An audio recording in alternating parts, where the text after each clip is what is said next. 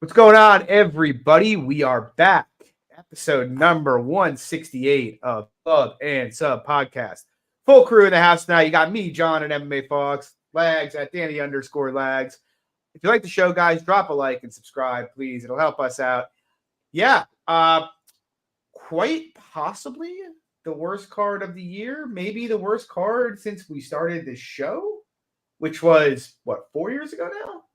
I think the only one that's ever come to mind when we talk about like worst cards of the year is the Jessica I Calvillo fight night. That was probably that's probably one of the most talked about fight nights that I think was like, oh my god, worst card ever, worst card of the year, yada yada. But yes, I definitely agree with you. I mean, this card fucking rough, man.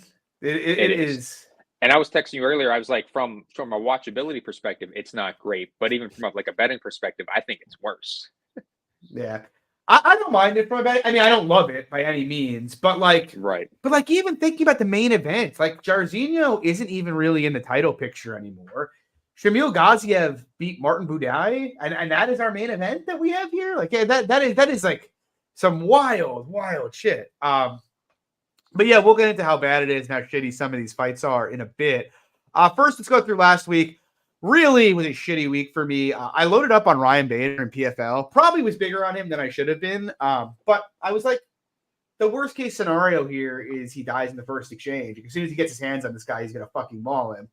Literally died to the first punch that was thrown. So that was fun. Quick -4 units on it. And the UFC, I was down 2.24 units, and this was a pretty frustrating to me. I had Victor Altamirano for 2 units at +260, and obviously if that wins, the whole weekend is profitable for me. So that sucked. Which was a great bet by you. Real quick. Yeah, great bet. It went more or less what I thought. Yep. You know. And yep. Go ahead. I have 2.5 units Bondar -111, which it looks like it was a bad bet, but he was owning until he gassed out. Like Bondar usually pretty good cardio. I mean, the altitude obviously proved, I guess, to be too much for him. So yeah, I mean, that was what it was. Probably my worst bet of the day, like including Bader cash. I had 3.08 units on Perez -205. It's kind of like a weird fight to think about because on the one hand, if you told me coming in Puelles was going to get 7 takedowns, I'd have literally put half my bank on Puelles +200, you know. But on the other hand, seeing the fight play out, it's like split decision was ridiculous. And if Puelles literally can't land more than 20 strikes across 15 minutes, his margins are pretty limited there. So I don't know. I had Brian Ortega for 2 units at +148, which went more or less how I thought it would go. I mean, I didn't expect him to injure his ankle in the intro and then get dropped in the first round, but him pressuring and eventually breaking Yair. It's funny because I bet him at -160 the first time, and I felt like that's how that was going to go as well. And it looked like that's where that fight was going before he got hurt. And then I had a parlay, and this is why I don't do parlays. I parlayed Zellhuber and Moreno at -110 for 2 units. Obviously, the Zellhuber fight went just as I thought. Brandon Moreno, man, I think that guy's just done, honestly. I mean, Brandon Royval continues to be the plague of my existence, but I mean, you said it. You were like, before we came on, you're like, I was like, why didn't Moreno wrestle more? And I'm like watching it, and he's not even getting this guy down. And I'm like, Brandon Royval, this guy's got no hips at all. Like, this should be a can of corn. I saw some people complaining about the decision. To me, it seemed pretty straightforward. Royval, I got on him live at +250 in round 3. So I was fortunate to kind of get out of that, but I thought it was pretty clear cut 3-2-4-1 Royval. What were your thoughts on it, Lags? Yeah, same thing. I edged Royval 3-2. Yeah, I think the one judge that had, I think it was 49-46 Moreno. I don't know what we were watching. I mean, it was bizarre in real time though. Everybody, it seemed like so many of the media cards seemed so certain Moreno won 1 and 2, and I was just like, I mean, maybe, but he's landed 10 strikes. I feel not great about it, you know. But how did you do? He probably. Anyway, I was gonna say first he probably fought the most suboptimally game plan for a guy in Brandon Royval who can easily land takedowns, easily land strikes on as well. Even though he's gonna throw a ton of strikes coming back, he's very hittable himself. So I know we chatted about this a little bit before the pod started, but part of my parlay that I had Zahob, obviously the first leg. The second leg was Felipe dos Santos to close out at -120 pre, which, yes, fortunate to cash that parlay. However, I do not think it was a good bet, obviously, at -300. And John, congrats on the Alto Moreno. Obviously, I think that was a great bet. Didn't end up cashing, but I think you should have gotten the decision. Congrats on the value that didn't go into my pocket. I know, exactly. Congrats on the. Is there a value voucher anywhere? Exactly. There you go, Jordan. So I had that, and then obviously I had Rosas -3.5 on the point spread. That fight ends up getting canceled. Even if that fight would have got rebooked this week, I probably would not have rebet that just because of the whole illness pullout scenario. It just seems very bizarre. Dude, did you read what his dad said that was like wrong with him?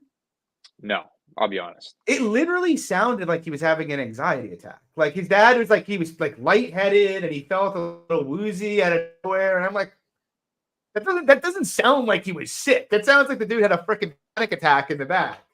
So yeah, I'm going to take my I saw some of the pictures and I'm like, all right, it kind of looked like food poisoning. Maybe he was sick, but like I didn't get a chance to really look into it. But you know what? I'm going to put that. I'm going to say that I got my 3 units on Ricky cashed with an asterisk next to it since I didn't get the money. But Ricky won the war.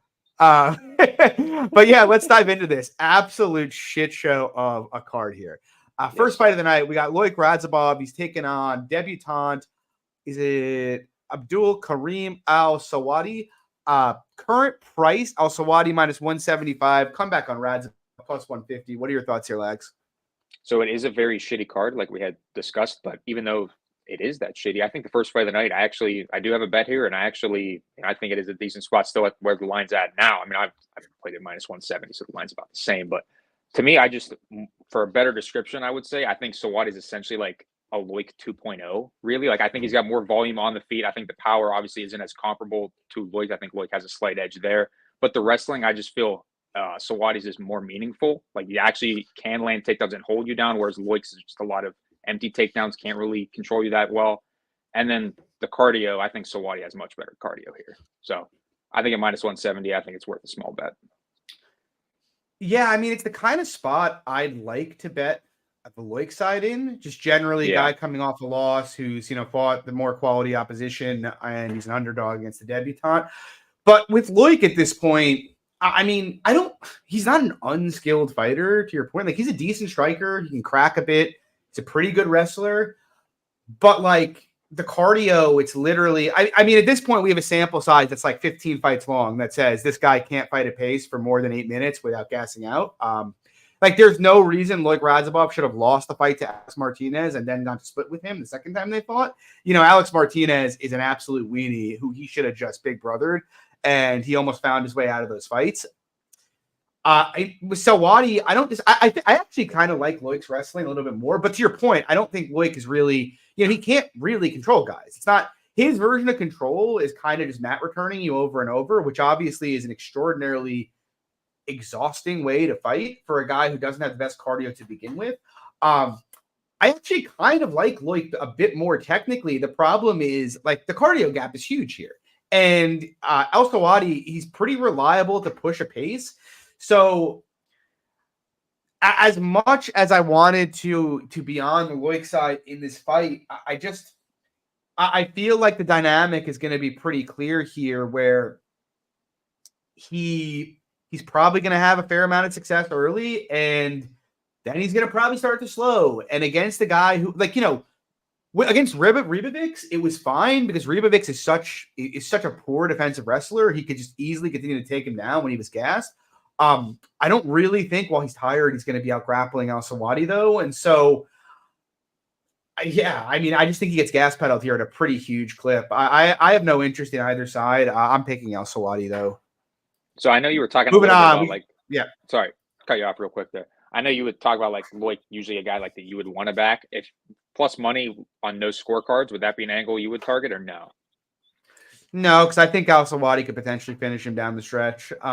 It's weird because like I do think Loic's got some like quit in him, and he hasn't really fought many guys to kind of bring it out of him. But someone like Al Sawadi, who's like Ribovics was the kind of guy to do that, but Ribovics, like I mentioned, bad hips, can't really defend wrestling. Yeah, so it's but Al Sawadi can. So yeah, I don't really. I'm kind of happy to just be past this altogether. But moving on, we got Vinicius Oliveira. He's taking on Bernardo Sopai or Sopaj. I don't know if it's Sopaj or Sopai. Do you know? I do not. I would assume Sopai, honestly, and not Sopaj. Yeah, I mean, Tapology, for fuck's sake. The least you could do is just give me a pronunciation here on these guys. But anyway, current price, Sopaj. And anyway, if anybody knows, put it in the chat what the actual pronunciation is, so I don't say this over and over the wrong way. But Sopaj minus 115, the comeback on Oliveira minus 105. I'll be playing Oliveira here eventually. I'm kind of just monitoring this line. It opened minus 250, and I don't want to say that's where I think the line should be. I don't. That seems a bit on the wide side, but I do feel like, it's easy to see why people like the Bernardo side. He's a pretty good counterboxer with some decent power, and Oliveira obviously is hittable enough when he enters a pocket. It's not hard to imagine him getting counter killed. Sopai from Tristan. Thank you, Tristan. So we're going with Sopai. But other than that, though, I don't really like much of Sopai's game. He grapples from time to time, but I don't think he's a very good grappler. I don't think I'm pretty surprised if he had much grappling success against Oliveira. If anything, I kind of think Oliveira could out-grapple him. And he's very, very low volume. He basically needs you in his face where he can counter hard. And if you're not there, he's just, he lets you get off a lot of volume without returning, which are things that I hate. He's going to be giving up a lot of size here, both in height and reach. I think Oliveira is a much quicker fighter. He's a much higher output fighter, and I think he's the more dangerous fighter of the two as well. On top of which, he's got about double the experience of Sopai. He's fought a much higher level of competition. And, Sopai was training for a fight, but I don't know that he was training to fight this week, whereas Oliveira was. And so I think there's just a whole bunch of macro factors that favor the Oliveira side here. Again, he could get him. He's very, very reckless, Oliveira, and he could obviously get himself knocked out. But in my opinion, he's pretty clearly the more skilled fighter. He's more well-rounded. He's more proven. I don't really think Pick'em, especially on what is very short notice for Sopai, makes terribly much sense. So I'm not going to play him big because I'm not super high on Oliveira, but I feel a small bet on Oliveira at Pick'em or dog is warranted. What are your thoughts, Legs? Well, I talked to you a little bit before the pod started. Yeah. I was trying to tape this fight last night. However, I was looking for the links and they had not been updated yet on Tape Index. But something that I can provide some useful information on this fight, though. That fight was supposed to be this weekend. Oh, was it? Okay. Yes. All right. So the short notice may be less of a factor than we thought. But yeah, I like the Oliveira side. Moving on. I was going to say cool fight, but not really. We got Christian Leroy Duncan. He's taking on Claudio Ribeiro. Current price, Christian Duncan, minus 310. The comeback on Ribeiro, plus 260. Kind of funny because I saw DraftKings. They've been trying to get ahead of people opening spots up, and they opened this up Ribeiro, minus 250. Oh, wow. Which is, yeah. Which is hilarious. I must have missed that. That's funny. What are your thoughts on this fight, Legs? To start off what you said there, I think this could be a cool, fun fight, but I think this could be like a staring contest for portions. I think this is going to be like a staring contest until something happens, most likely, honestly. And that's why I was tempted at an over 1.5 look in this kind of a fight. But Ribeiro, to me, just seems so low level. I mean, this guy's super gas bag, just has big power, some big leg kicks. Duncan, I get it. He's not like any minus 300 type of a fighter, but I feel like in the later half of this fight, he does find a KO at a good clip. I just think it's going to be a staring contest probably early, and he probably does have some adversity does face some adversity. Yeah, I've been toying with betting Ribeiro. I don't know if I'll get there because to your point, I feel the exact same way about how you do about Ribeiro. Yeah. I've been pretty anti-Ribeiro since he got to the UFC. I think we both baited him in his debut. Yeah. I mean, look, exactly what you said. He's a decent athlete. He hits hard, good leg kicks, but his process is just garbage. He doesn't have great cardio. He's not much of a grappler. He's pretty low volume. He kind of lets opponents get out ahead of him. But with that said, I feel like Christian Leroy Duncan doesn't have a great process either. You rewatch that Armin fight, man, and this guy is just like, he just has no control over his own faculties. Like, it's bizarre. Like, he's trying to throw like wheel kicks and flying knees and everything instead of just actually process striking with Armin. And he just got picked apart. And that's a concern for me here because I don't think Christian Leroy Duncan has great volume either. I think he is probably he's certainly the more defensively sound striker of the two of them, but I don't really see much grappling upside for either of them in this matchup. I think both of them, if they're in the pocket, can be cracked. Obviously, both of them can hurt the other. I favor Duncan here because I do think he's the better athlete. He's got a bit of a reach advantage here. I mean, Kelly just put this in the chat. I mean, Armin took down Christian Duncan twice, like that, which is not a great sign. No. I do think Duncan has he's the more high pedigree fighter who I think has more upside in the UFC, but I also just don't think he's that good. And it's like this is a guy who he dominated Dennis Tululin, who's like the bottom of the barrel in his last fight. And Ribeiro got knocked out, but he was pretty competitive with Kopylov prior to being knocked out in that fight. I don't know. I feel like the line's a bit wide. I'm still trying to determine whether or not I'll get there on Ribeiro. I just hate Ribeiro's archetype, and I hate betting on guys like that. But it's getting to the point where I feel like what edge does Duncan have here beyond just a pure tape edge? Like the level of competition is fairly similar. Ribeiro is a bit more experienced. Duncan's longer, but he doesn't use his reach great. I don't know. I'm leaning the Ribeiro side. I'm going to pick Duncan to win, obviously, but I'm considering a bet Ribeiro. I haven't decided yet. Moving on, though, we got another absolute fucking shit show. Javid Basharat, he's taking on Amin Zahabi. Current price, Basharat minus 900. Comeback on Zahabi plus 600. I was having a conversation with someone a bit earlier today, and we were chatting about just like how many large faves there are on this card. And I feel like if you go back and look at the last 3 weeks from PFL, UFC, everything, it's been like all faves just like running train lately on underdogs the last couple of weeks. And I'm wondering if it's because I've been seeing it on the timeline this week too. Like a lot of people firing parlays out there. I'm wondering if it's kind of starting to infect the betting market a bit, and some of these faves are getting juiced up like way past where they should be, Like, don't get me wrong, I don't have terribly much interest in the Amin Zahabi side of things, but I mean, minus 900 for Javid Basharat. I mean, he was literally 5-1 a couple of days ago. That's what I'm saying, man. Like, it seems like people are just firing chalk parlays in it. Now, I'm not betting Amin Zahabi, to be clear. I think Javid's pretty good, and I'm not a huge Amin Zahabi fan, but like, Javid's pretty low volume, and Amin Zahabi's a decent counterpuncher. Like, are you terribly shocked if I tell you it ends up being a fight where neither guy lands 50 significant strikes and it's 29-28 and dicier than it should have been?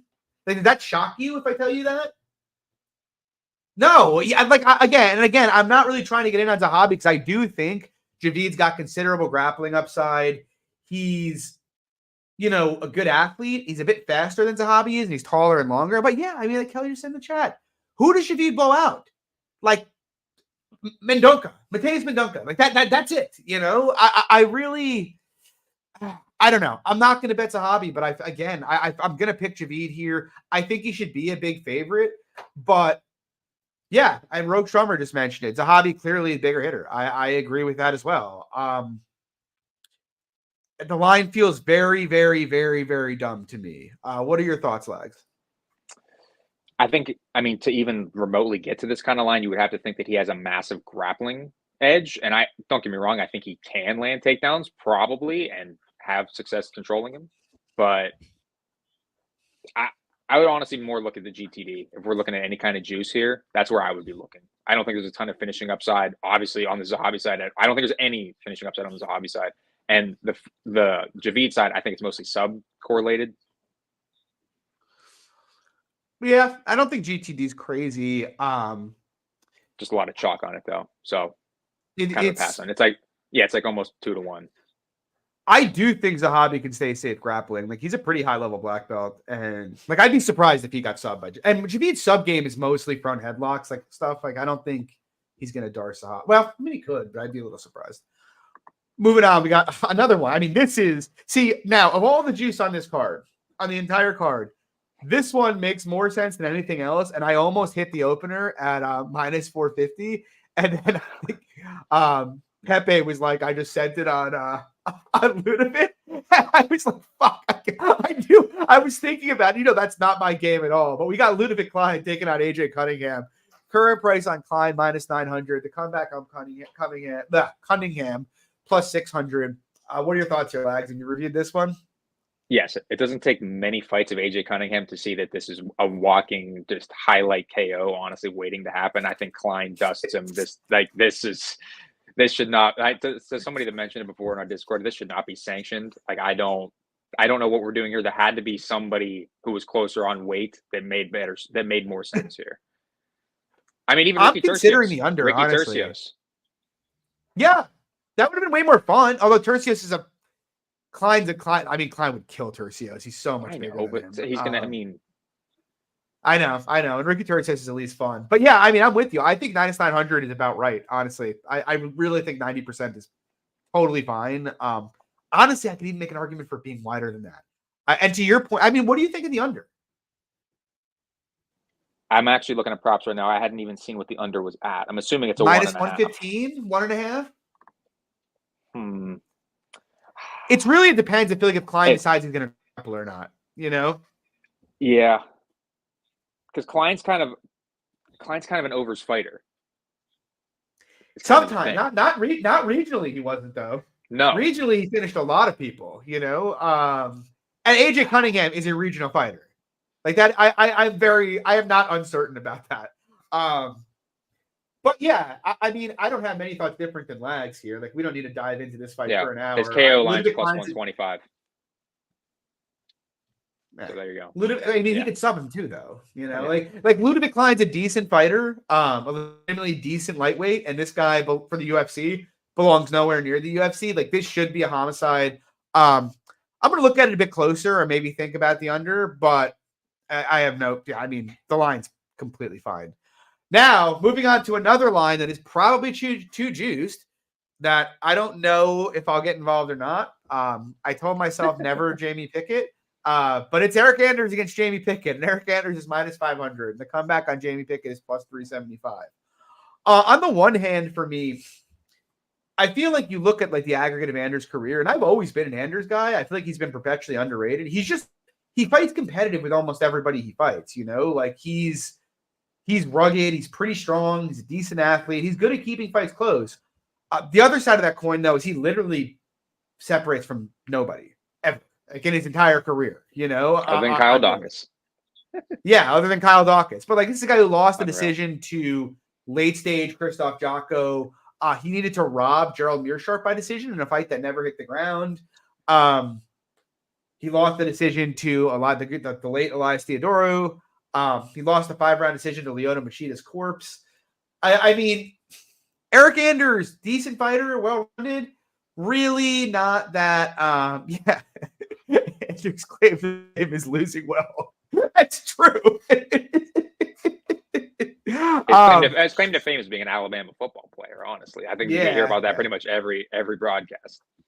But on the other side, you got Jamie Picket, and Jamie Picket fucking sucks, man. The Night Wolf, baby. Like, I mean, one of the best nicknames out there, the Night Wolf. But I mean, it's really a tragedy that this guy does not have is not better than he is with that nickname. I know. And with the mouthpiece too. Like the you ever see the one? Fuck, man. Sweet. Sorry. What'd you say? Sorry to cut you out there. I was saying I think it was the fight against Joseph Holmes. His mouthpiece was kind of sweet. It had like teeth on it. That's probably the coolest thing about Jamie Pickett ever. But he's 2-6 in the UFC. The only competitive loss he hasn't even had a competitive loss. His last 4 fights, he got insta sub by Kyle Dawkins. He got abused by Dennis Talulin, arm trialed by Bo Nickel, and then more or less just controlled fairly easily by Josh Fremd.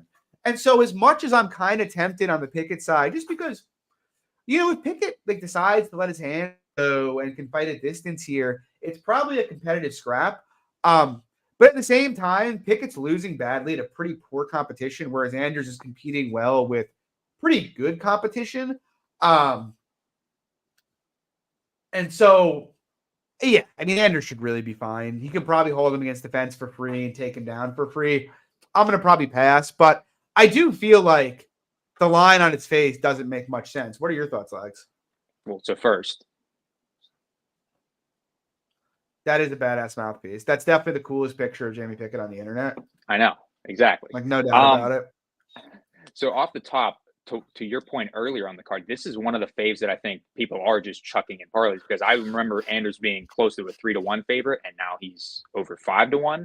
And like, I get it, because I think there's a lot of grappling and cage push equity for Anders here. But to your point, the whole separating, it's not. I mean, like, if this goes 15 minutes, which I think it likely does, there's going to be some sweaty moments in there. But I mean, is Anders going to look 5-1, 6-1?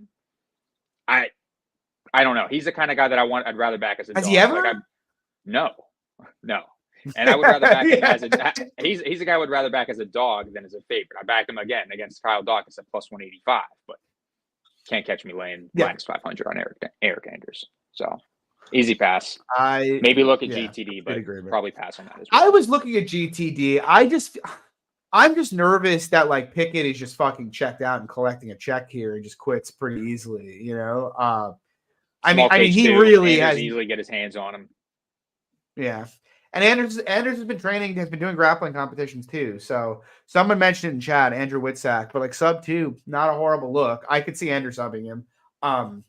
He's overdue to get his first UFC sub, and Pickett's certainly the worst grappler he's fought in the UFC. So I could imagine that. But moving on, actually a good fight here, and one that is really that's giving me like I was gonna say another one. This is another one. This is another one that's giving you an aneurysm, but probably more so. See, this one I'm actually like debating. You know, we got Steven Erceg, he's minus 405. We got Matt Schnell, he's plus 305. Like, I think there is some real equity for Schnell winning this fight, because I think from a skills perspective, I almost think Schnell is a little bit better in terms of pure skills. You know, he's a little bit better in the pocket offensively, defensively not so much, but offensively he's a bit better in the pocket. But something that's interesting to me with Erceg is, you know, Erceg, I feel like he's pretty good at managing range, but he doesn't move his head at all. And Schnell's actually the same height as him with a longer reach, which I think could be kind of interesting if these guys are throwing down. Like Erceg's used to fighting small flyweights, but Schnell is not a small flyweight. The grappling, Erceg probably has a small advantage, but I don't think either guy is very likely to have huge grappling success. It's more likely just going to be a slug it out war. The question is just like, it's like Matt Schnell, man. Like right. I'm even like his best performance of his career required him literally getting killed 3 times in the octagon before coming back and winning that Sioux fight. You know, he's got no defense, and his reaction to getting hurt isn't to try to tie people up. It's to bite the mouthpiece, which just inevitably gets him knocked out. And so it's kind of hard because you're trying to cap, you know, how likely does Erceg hurt him? And I actually think Erceg's got some decent power. You know, he hurt Costa a couple times. He hurt Dvorak really badly. Obviously, he almost knocked out Shannon Ross, saying much, but it did happen. But you know what I'm saying though, where it's like I know what you're saying. I'm tempted on the Schnell side. I'm almost positive the line is wide at this point. Like, Steven, if he can't top time you, given his own defense, like how can he really be 80% against a quality boxer with Schnell's level of experience? Like, he can't be. But also, it just feels like it's just like a classic dog shelter where it's like, oh, bet Schnell, he looks good for 3.5 minutes and then just gets fucking gassed, you know, like or not gassed. He just gets completely like flatlined. Owned. Like what happened in the fucking Roy? Like Schnell, Mike's MMA said this on our show, and I don't like, you know, I cap different from Mike's MMA. I do things different, but something I have tried to think about more lately. It's like Schnell does figure out a way to lose fights. He finds his way out of fight, like the Roy Val fight. I think did you bet him? I bet him in that fight. I did not. I did not. And he was piecing Roy Val the fuck up, knocked him down, literally knocked him down, and somehow finds him. It was the club and flub. Ends up finding himself getting submitted on the mat. Like Matt Schnell finds disaster, you know? He finds disaster in fights. So I'm leaning in that direction. I might bet him. He's obviously the more value. There's obviously value on him here. I just don't. I hate betting on Matt Schnell. Like, what are your thoughts? Another guy who finds a way to lose, Phil Hawes. Very similar. Very similar. Very similar in that way. Very similar in that way. Yeah, I mean, we chatted about this before about these skill. I think the fight on paper, skill wise, it's fairly close, but I mean, the hardware difference here for Usyk is, I feel like, just levels above Schnell. I think we touched on a little bit with his power. He does have some sneaky underrated power. I think he actually could club and sub Schnell here in this spot. I was looking at over 1.5, but again, it's one of those spots where sweat your balls off. Sweat your balls off over 1.5 at Pick'em. But yeah, I think Usyk's power is not too overstated. Like, I don't think it's drastic enough to a point where I would be sweating my balls off for the first 5 minutes, but I'm fine passing it. Yeah. And now we have brother Umar coming back to take on Beksat Amachin. Brother Beksat. Taking on brother Beksat. He's a Kazakh. Yeah. The old rivalry of Dagestan versus Kazakhstan. Current price on Umar Nurmagomedov minus 1,000. Comeback Beksat plus 700. What are your thoughts here, Lags? I mean, I get him being a big favorite. Minus 1,000, I think, just seems wide just based off of the tape for Beksat. Like, he seems decently well-rounded, okay striker, okay wrestler, but I think the durability is where like the red flag really is for me. Like, striking just kind of seems fairly hittable. Again, durability kind of questionable. I think Umar could find a finish here. I think that would probably be the only way I would target this fight. But, like, again, with Umar, it's almost like it's sub-based, in my opinion. I don't think he doesn't have a ton of power in his hands, despite the rounding KO, obviously, which was a kick anyways. But yeah, I'm with you. I think Beksat's tape is pretty good for a guy making his debut. To your point, I feel like he's pretty solid at UFC level everywhere. He's a decent grappler, good striker.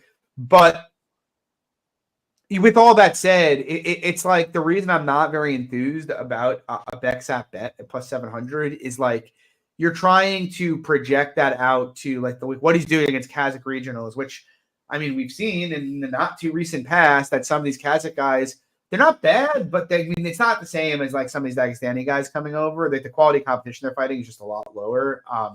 If they're like in the octagon, that's OC, not the Polish octagon organization. Not the OK.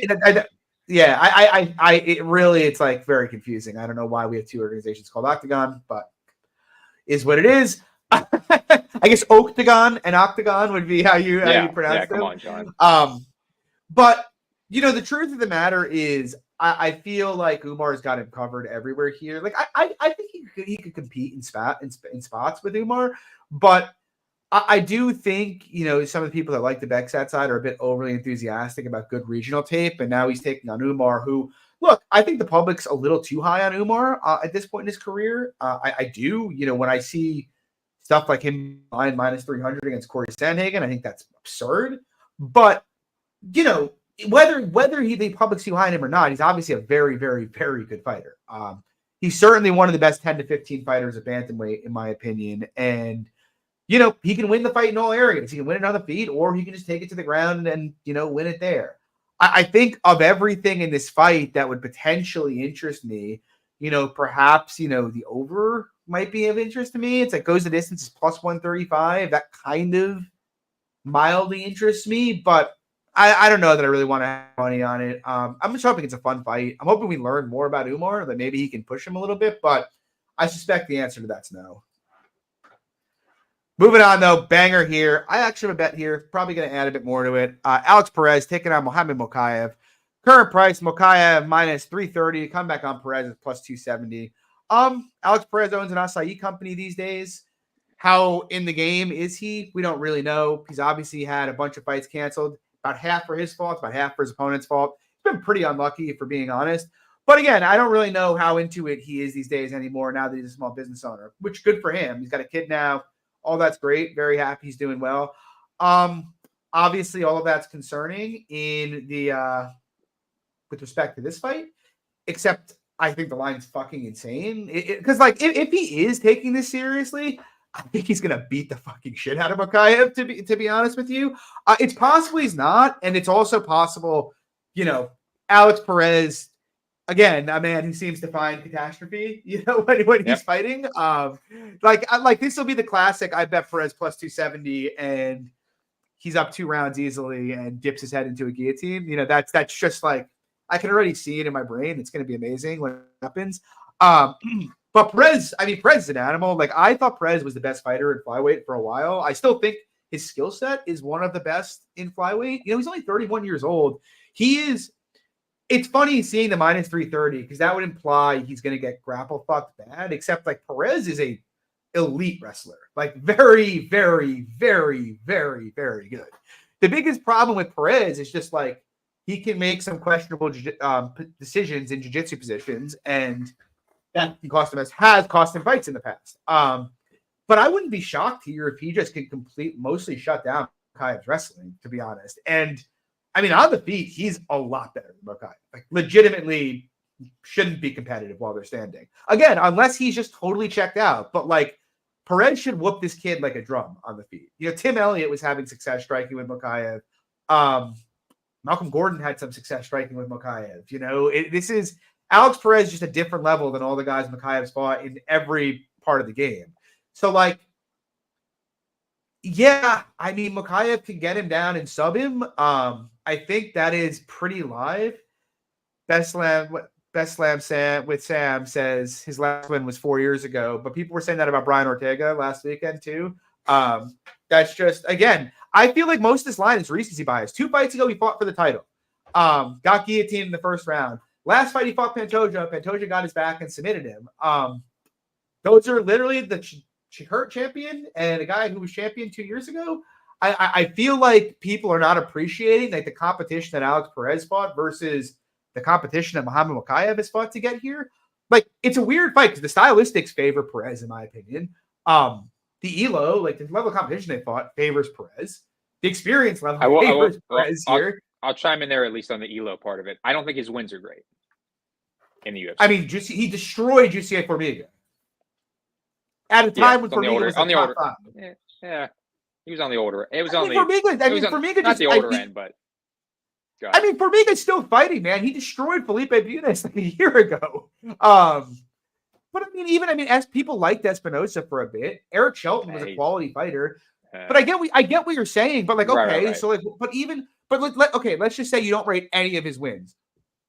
I mean, Mokaev, like, Jussier Formiga is certainly as good a win as Tim Elliott. Oh yeah, right? Oh, no, I don't disagree. Absolute worst case scenario.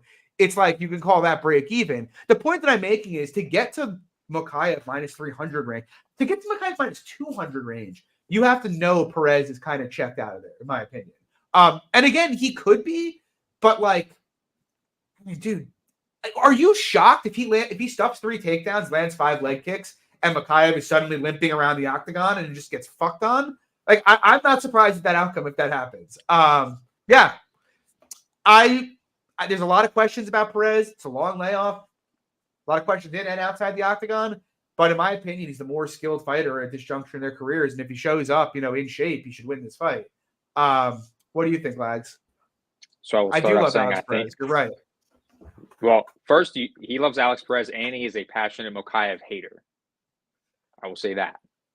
Bro, Mokaev's lost multiple rounds from top position in the last 2 fights. I'm not saying it's not deserved hate. I'm not saying it's not deserved hate, John. I'm just saying you are a large hater. However, I just think and I'll take the cop out here, I just think there's a lot of uncertainty on the Perez side. Like, outside of those 2 sub 2-minute guillotines, he hasn't had a meaningful fight in 4 years.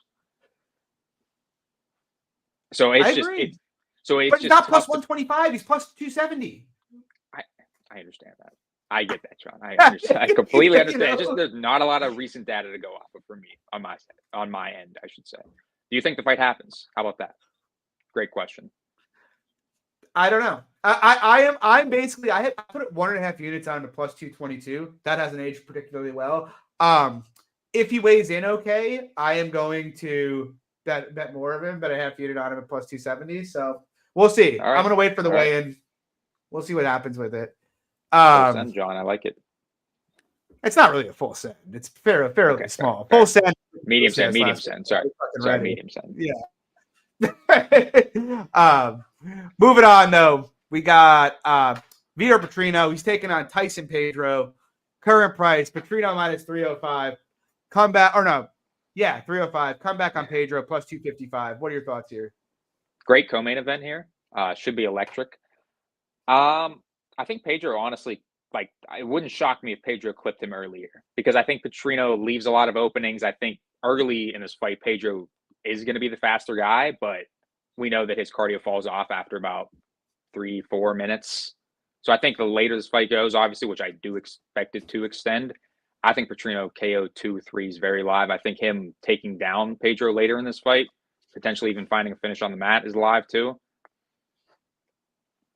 So, yeah, but I think it's obviously passing on the money line. Go ahead. I've already bet Perez KO1 plus 1300. I think that's Pedro. pretty live. Pedro KO1. Yeah, I bet. Perez KO1. I was saying. Perez KO1 plus 1300. But I think it's an interesting fight. I feel like Patrino is getting pretty overvalued at this point, to be honest. Like, you look at this guy. I mean, Anton Turkalj, he went life and death with in his UFC debut. He beat Marcin Prachnio, and I mean, who cares? Prachnio gassed out about 4 minutes in, and then just seemed to like not really want any more in that fight. And then he knocked out Bukauskas in his last fight. Like, he's obviously skilled. He's got a good process. He's a decent wrestler, but I feel like he's being treated as some insane pace grappler, whereas I don't actually think his wrestling is like that good. I think he's more just physically imposing than he is a good wrestler. He's obviously remarkably hittable on the feet. You know, people are saying in chat, you know, he's got a great chin, but like Rodolfo Bellato almost put him out on Contender Series. You know, the guy is there to hit. I mean, Prachnio hurt him. Bellato almost put him out. Pedro's got fast hands and hits pretty hard and is pretty precise. I wouldn't be shocked for him to put him out early. But even going past that, I feel like Tyson Pedro's grappling is probably getting underrated a bit here. If you go back in time, I think 5 years ago, he fought Ilir Latifi when Latifi was actually still pretty good and ranked. Latifi won that fight, but Latifi was a better grappler or a better wrestler than Patrino by a lot. He's probably at his peak as strong as Patrino was, and Perez defended takedowns okay there. He was able to get up okay in that fight. The only other time he's been held down in his career was against Shogun, and he tore his ACL in that fight. So it's like, I don't really know. I feel like you're making a pretty big guess to say Patrino is going to easily ragdoll him here. And if he doesn't easily ragdoll him, I mean, Pedro's pretty clearly the better striker of the two. He's faster. He probably doesn't hit as hard as Patrino does, and he's probably not quite as durable. But I don't know. It feels like the time. It does feel like we're at the point to sell Patrino stocks here. Like Bukauskas, Prachnio, Turkalj, he has had a fairly soft schedule, and Bellato, and he hasn't exactly bathed himself in glory in those 4 fights. Whatever you want to say about Pedro and his cardio, you know, the guy seems like he's taking his career a bit more seriously these days. You know, he came back from that long hiatus. He's now at CKB. Yeah, he lost the decision to Bukauskas. Bukauskas is a hard guy to decision, though. I mean, if people recall, Bukauskas almost beat Mikhailo Sejic by decision as well. And then, you know, he just obviously he deaded Turkalj. And yeah, I mean, I look at it, I don't think Patrino's wrestling is a certainty. And I feel like there is a lot of finishing equity on both sides here. Plus, I just trust Pedro's general experience and level of competition more than I do Patrino's. So, yeah, I have the KO1. I'll probably have a small poke at the Pedro money line as well here. Just seems like a pretty stupid price to me. Moving on, though, we got the main event. Really ridiculous that this is a main event, to be honest. We got Shamil Gaziev. Yeah. He's taking on Jairzinho Rozenstruik. Like I said, I mean, Gaziev, I mean, this guy beat Martin Buday. Like, that Martin Buday, like, was going life and death with Lucas Brzeski and Jake Collier. Like, how did this turn into a main event? Like, Rozenstruik's not even in title contention anymore. I think they're trying to push. I think they're trying to push Gaziev hard here. Yeah, I think originally matchmaking, I guess. But anyway, Gaziev's minus 155. Come back on Rozenstruik plus 135. Yeah, I mean, I bet Jairzinho here. Yeah, you know, I'm guessing the line is what it is because the general assumption is he's just going to get grapple fucked and finished. I guess that would be my guess as to why the line is where it is. I don't really think Gaziev is that good, though. He obviously hits hard. He's got fast hands. Decent wrestler. But, I mean, pretty bad gas tank. On the feet, very, very, very easy to hit. I don't even think he's particularly durable. You know, I've seen him get hurt multiple times. Darko Stosic, wobbled him or knocked him down, hurt him bad regionally. Into the wrestling, yeah, he's a good wrestler. He's quality. Is he as good as Curtis Blades? I doubt it. I'm almost positive he's not. His controls looked okay regionally, but his regional level of competition has been really just the pits, like really, really horrendous. And I feel like people have seen Rozenstruik on his back, and they're like, yeah, man, the guy can't wrestle at all. He's actually defended takedowns at 74%, though, for his time in the UFC. You know, Gane and Overeem took him down, attempted 24 takedowns against Rozenstruik and only got him down 4 times. Overeem got the top position and was able to hold him there, but like Overeem historically had a vicious top game, wasn't really able to get off much offense from those positions. Neither was Gane. And neither was Blades, really. The only guy who's really gotten him down and completely fucked him there is Jailton. And obviously Jailton is, you know, the most dangerous jiu-jitsu player in the heavyweight division in the world. So, like, how much stock do I put in that? Like, not really a whole lot. So, like, yeah, can Gaziev come forward, take him down early in this fight? I think so. Like, possible. But for one thing, Gaziev's cardio is absolutely horrific. We've seen it. He even looked like he was slowing down against Budai, facing virtually zero resistance. So it's like if Gaziev doesn't get him out of there on the mat in the first 7-8 minutes of this fight, I don't think he's getting him down on the back half of the fight. I really don't. Like, Rozenstruik can defend takedowns, and if this guy's gassed, I don't think he's getting him down. And so it's like, do you think it's likely he finishes him early in this fight on the mat? I feel like heavyweight in general, like grappling finishes, are overrated because these fucking big guys, they have no dexterity. They're not very good at moving around down there, and like working too hard gets them tired. So like, and Rozenstruik's shown to do a pretty good job of just like basically controlling wrists and just holding back so like you don't posture up and finish him. So like, I feel like it's not super likely. I actually got that putting him out on the feet is a lot more likely than on the mat. But if they strike on the feet, I mean, Rozenstruik's a much better striker than this guy is. That check left hook he throws. I mean, Gaziev comes in there with his chin exposed every single time he enters the pocket. Like, I feel like he's going to get tagged up while they're standing. Obviously, he hits hard enough himself to finish Rozenstruik in this fight, but I trust Rozenstruik a lot more in a striking match. You know, I just do. Plus, I feel like many people are looking at, you know, the output and the aggression against Budai and saying, oh, he's going to come forward and just out volume Rozenstruik. Look at all the volume guys Rozenstruik has fought. Almost none of them are willing to put that volume out against Rozenstruik. You know why he did it against Budai? Because everybody can do it to Budai. Because if you take it to him, he doesn't throw back. Collier took it to Budai. He didn't throw back early. Brzezinski did. We both bet Sakai against Rozenstruik. You remember that? He was so fucking spooked by the power. He basically was playing like patty cake with him until he got knocked out. And it's not the only guy that's done that. Overeem, Volkov, JDS, like big power like Rozenstruik's deters volume. So yeah, I feel like when you look at the tape, I feel like, yeah, I mean, maybe Gaziev can win the first 2 rounds, but I also think he can get deaded in the first 2 rounds. And if he doesn't finish Rozenstruik in the first 2 rounds, I feel like Rozenstruik's going to beat him up pretty bad on the back end of this fight. I mean, even look who they fought. Gaziev's best win in his career is Martin Budai. I mean, Rozenstruik, I mean, look at the fucking guys Jairzinho has been fighting in the UFC, man. Like, his losses are Almeida, Volkov, Blades, Gane, and Ngannou. Like, beat JDS, beat Sakai, beat Dawkins, beat Overeem, beat Arlovsky. Like, these guys are not fighting the same kinds of people.